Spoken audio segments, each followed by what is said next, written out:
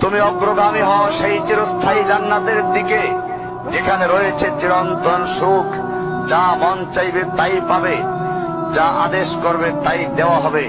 জেনে রেখো, দুনিয়ার চাওয়া পাওয়ার পূর্ণতার স্থান নয়, দুনিয়ার চাওয়া পাওয়ার পূর্ণতার স্থান নয়, দুনিয়ার চাওয়া পাওয়ার পূর্ণতার স্থান নয়। জান্নাতি হচ্ছে এমন জায়গা যা তোমার সব আকাঙ্ক্ষাকে পূর্ণ করে দেওয়া হবে।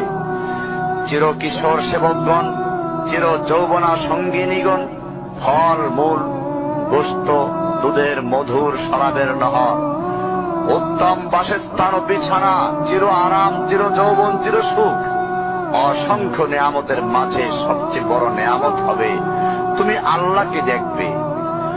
শুধু তোমাকে এটা বলাই যথেষ্ট মনে করছি, সবচেয়ে কম মর্যাদার যে জান্নাত লাভ করবে তা হবে দুনিয়ার 10টির সমান। সুতরাং হে মুসলিম, হে ভাই, আল্লাহ তোমার প্রতি রহম করুন। এই বার্তা তোমার কাছে পৌঁছার পর আশা করি তুমি তা তোমার পরিবর্তন এবং সংশোধনে যথেষ্ট হবে।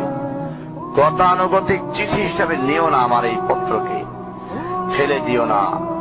এটা ফেলে দেওয়ার নয়, আল্লাহর জন্য বলছি, এর দ্বারা নিজেদেরকে সংশোধনের চেষ্টা করো।